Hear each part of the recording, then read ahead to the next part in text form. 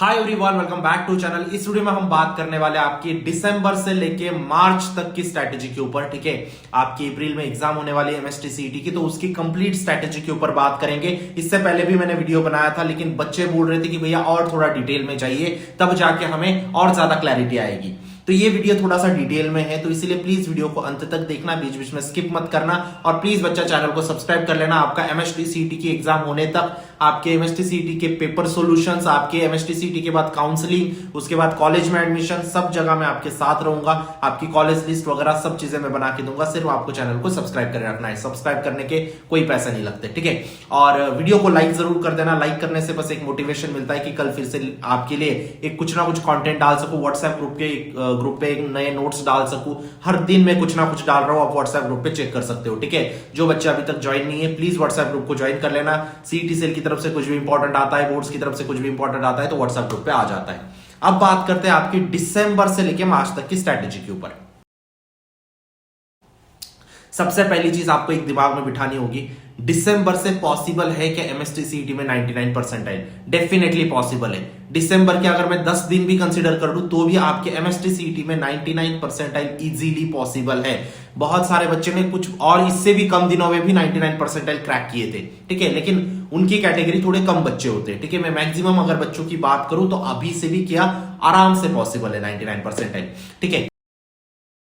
दूसरी इंपॉर्टेंट चीज बच्चा, अभी आपको है ना सपना बड़ा रखना है, ठीक है। इस सोच में मत पड़ जाना मेरे 90 परसेंटाइल आए तो कैसा होगा, मेरे को कौन से कॉलेजेस मिलेंगे, वो कॉलेजेस में चुनता हूं, वो कॉलेजेस में देखता हूं, उनके प्लेसमेंट्स देखता हूं। ये सब चीजें मत करो। अभी एटलीस्ट आपका सपना बड़ा रखो, चाहे आप इंजीनियरिंग के हो चाहे आप फार्मेसी के हो। अगर आप इंजीनियरिंग के हो तो अभी से आपका सपना बिल्कुल COEP, VJTI, Walchand, PICT, VIT, KJ Somaiya, DJ Sanghvi, Thadomal, ये कॉलेजेस होना चाहिए। Majorly COEP, VJTI, Walchand, PICT, ठीक है।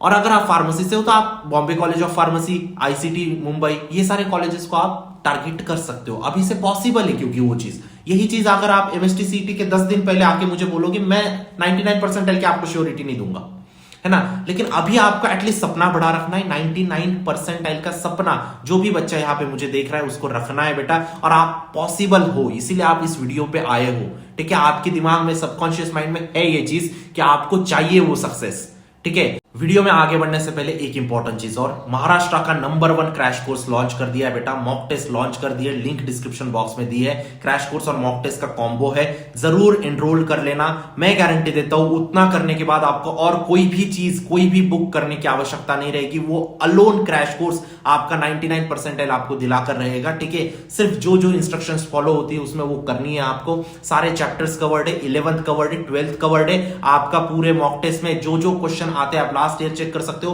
50 to 60% paper exactly mock test में से था।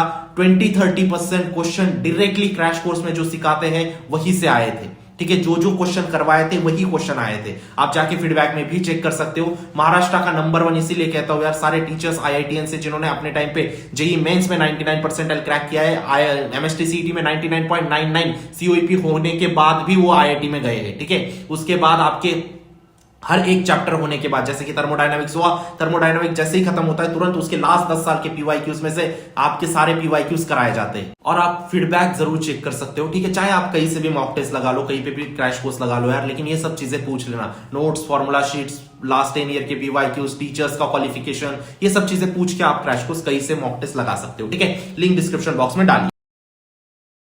ध्यान रखो थोड़ा, दिसंबर से लेके मार्च तक आपके पास टाइम कितना है, क्योंकि 15 अप्रैल से आपकी पीसीएम की एग्जाम है और आपकी 9 अप्रैल से आपकी पीसीबी की एग्जाम है। वही डेट्स, अराउंड वही डेट्स है, तो क्योंकि वो चेंज भी हो सकते हैं, इसलिए मैंने अप्रॉक्स लिया। तो अभी आपके पास, मैं अप्रैल का महीना कंसिडर नहीं कर रहा हूं, ठीक है, मैं मार्च तक टाइम कंसिडर कर रहा हूं। अभी मैं दिसंबर के 10 दिन भी कंसिडर कर लूं ना, दिसंबर के 10 दिन, जनवरी के 30 दिन, 40 दिन हो गए आपके। फेब्रुआरी में कोई बच्चा नहीं पढ़ेगा, मुझे पता है, नहीं पढ़ोगे बच्चा। फेब्रुआरी के मार्च 10 तक कोई बच्चा नहीं पढ़ेगा, क्योंकि बोर्ड्स पे फोकस्ड हो जाते हैं बच्चे। मैं कितना भी आपको बताऊं बेटा, बोर्ड्स के बेसिस पे कॉलेज नहीं मिलने वाला है आपको कॉलेज मिलने वाला है सीईटी के मार्क्स के ऊपर। फिर भी बच्चे बोर्ड्स पे फोकस करते हैं, ठीक है। और करना चाहिए, मतलब मिनिमम जो क्राइटेरिया है वो कंप्लीट करो, 50-60 परसेंटेज एटलीस्ट लाओ बोर्ड्स में, और वो तब पढ़ के पॉसिबल है। 10 मार्च तक भी कंसीडर करो, आपका वो दिन तो आप पढ़ोगे नहीं। 10 मार्च से लेके 30 मार्च तक आपके 20 दिन, ये 40 दिन और वो 20 दिन, अप्रोक्सीमेट आपके पास 60 दिन बचे। 60 दिन और आपके पास 75 चैप्टर्स है बेटा। फिजिक्स केमिस्ट्री मैथ्स मिला के 75 है, फिजिक्स केमिस्ट्री बायो मिला के थोड़े बहुत कम हो जाते हैं, बायोलॉजी के थोड़े चैप्टर्स कम है, ठीक है। तो आपको एटलीस्ट हर दिन, एटलीस्ट बोल रहा हूं, एक चैप्टर तो निपटाना है। तो अभी क्या करो, अगर आप बोर्ड्स के लिए भी पढ़ रहे हो ना, एटलीस्ट हर दिन 1-2 घंटा क्रैश कोर्स देख लो, 1-2 घंटा पीवाईक्यू का सेशन देख लो। ये चीजें आप कर सकते हो बेटा, ये बहुत रॉकेट साइंस नहीं है। अब बहुत सारे बच्चे पूछते हैं कि भैया सब्जेक्ट वाइज कैसे पढ़े, ठीक है।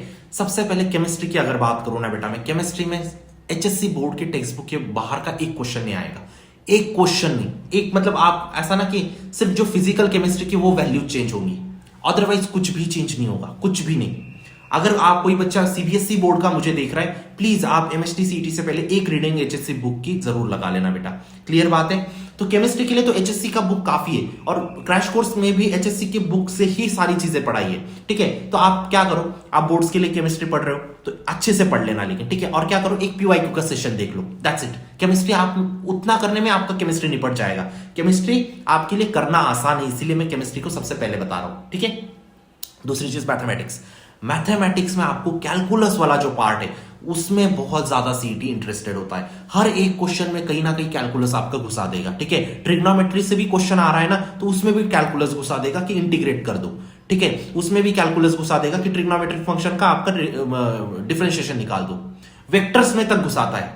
तो आपको कैलकुलस के पार्ट को आपको स्ट्रांग रखना होगा बेटा, ठीक है। कैलकुलस के पार्ट को स्ट्रांग रखने के लिए एक ही चीज होती है, concept clarity.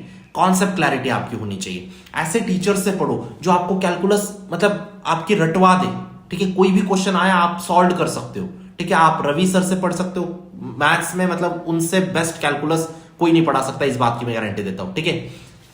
Link description box में दी है, क्रैश कोर्स में रवि सर आईआईटी दिल्ली के, ठीक है। तो मैथमेटिक्स को इस प्रकार से प्रिपेयर करना है। कैलकुलस वाले पार्ट को स्ट्रॉन्ग, भले आप किसी से ना पढ़ो, खुद से भी पढ़ रहे हो ना, तो कैलकुलस वाले पार्ट को मत छोड़ना, बहुत अच्छे से करना है। उसके बाद आता है फिजिक्स। फिजिक्स में क्या करना है, फिजिक्स में बेटा सबसे जो रैंक बूस्टर सब्जेक्ट है ना, वो आपका फिजिक्स है। रैंक आपकी इंप्रूव होगी ना फिजिक्स की वजह से होगी। केमिस्ट्री मैथ्स नॉर्मली बच्चे कर लेते हैं, फिजिक्स को हमेशा आपकी प्रायोरिटी पे रखो। ऐसा मत कर दो कि बहुत सारे बच्चे ये करते हैं केमिस्ट्री और मैथमेटिक्स कर लेते हैं और फिजिक्स को एवरेज कर लेते हैं और उनको लगता है 99% आ जाएगा। बेटा रैंक जो होती है ना, आपका एडमिशन होता है रैंक के बेसिस पे। जो रैंक बूस्ट होती है ना, वो आपकी फिजिक्स करता है, क्योंकि बाकी बच्चों को आपको पीछे छोड़ते हुए आगे जाना है, और वो आप फिजिक्स में जा सकते हो, ठीक है। फिजिक्स में हाई वेटेज चैप्टर पहले पकड़ो। फिजिक्स के लिए सबसे इंपॉर्टेंट चीज है high weightage. Rotation, thermodynamics, KTG, oscillation, waves, atomic structure, इतना अच्छे से करके जाओ। बोर ऑर्बिटल के ऊपर हर साल क्वेश्चन, बेटा जो क्वेश्चन आते हैं उनको अच्छे से प्रिपेयर करो ना, है ना। तो वो तो क्वेश्चनरीज की बात हम नेक्स्ट वीडियोस में करेंगे, लेकिन आपको समझना है कि हाई वेटेज फिजिक्स का बहुत इंपॉर्टेंट है। क्लियर बात है। फिजिक्स, केमिस्ट्री में बायोलॉजी का रिप्रोडक्शन के यूनिट्स बहुत ज्यादा इंपॉर्टेंट है, भर भर के आता है। बायोलॉजी का मैं एक्सपर्ट नहीं हूं, ज्यादा नहीं बोल पाऊंगा, ये जो भी इनपुट्स लेता हूं मैं मैम से लेता हूं और आपके सामने बताता हूं। क्लियर बात है।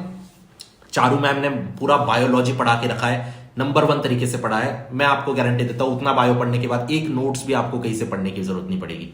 नोट्स भी प्रोवाइड कर दिए मैम ने, ठीक है। अभी पढ़ाई का फ्लो जो होना चाहिए वो आपका, पहले तो आप 1 शॉट लेक्चर देखो, सारे कॉन्सेप्ट्स आपके उसके अराउंड क्लियर करो। 1 शॉट नहीं देख रहे हो, आप खुद एचएससी बुक से पढ़ रहे हो तो खुद एचएससी बुक से पढ़ लो, सारे कॉन्सेप्ट्स क्लियर करो, लेकिन एक भी चीज छूटनी नहीं चाहिए। उसके बाद आ जाओ आप पीवाईक्यूज के ऊपर। पीवाईक्यूज आपके लिए गीता समान है बेटा। पीवाईक्यूज को, एक पीवाईक्यू को नहीं छोड़ना है, एटलीस्ट लास्ट 10 साल के पीवाईक्यूज करके जाओ, हर एक क्वेश्चन को कॉन्सेप्चुअली समझ के करके जाओ, ठीक है। उसके बाद आपको रिवीजन करनी है, मॉक्स लगानी है, दैट्स इट। एमएसटी सीईटी में इतना तीनों चीजें आपने कर ली ना बेटा, आप 99% के पास आ गए। अगर आपको नेक्स्ट वीडियो क्वेश्चनरीज के ऊपर चाहिए कि ये मोस्ट एक्सपेक्टेड क्वेश्चन है एमएसटी सीईटी के, तो प्लीज मुझे कमेंट पे बताओ ना, मैं उसके लिए भी एक ऐसा शीट पूरी प्रिपेयर करूंगा और आपके सामने लाऊंगा उस शीट को, और कोशिश करूंगा कि आपका फायदा हो उस शीट में, ठीक है। कोई समस्या हुई आप मुझसे व्हाट्सएप पे बात करो बेटा, बात करना बहुत जरूरी है। कॉम्पिटिटिव एग्जाम एक ऐसी चीज है, जितना आप लाइक माइंडेड पीपल से कनेक्टेड रहोगे उतना आप बेटर कर पाओगे, मेरे एक्सपीरियंस से बोल रहा हूं मैं, ठीक है। अगर आपके पास भाई बहन नहीं है जो ऐसे टॉक्स करता हो आपके साथ, एमएसटी सीईटी में इतने परसेंटाइल, ये कॉलेज उस कॉलेज का इतना प्लेसमेंट, आप मुझसे करो, मैं अवेलेबल हूं आपके लिए। प्लीज व्हाट्सएप पे कनेक्ट हो जाओ, ठीक है। मिलता हूं नेक्स्ट वीडियो में, तब तक के लिए see ya bye, take care, thank you.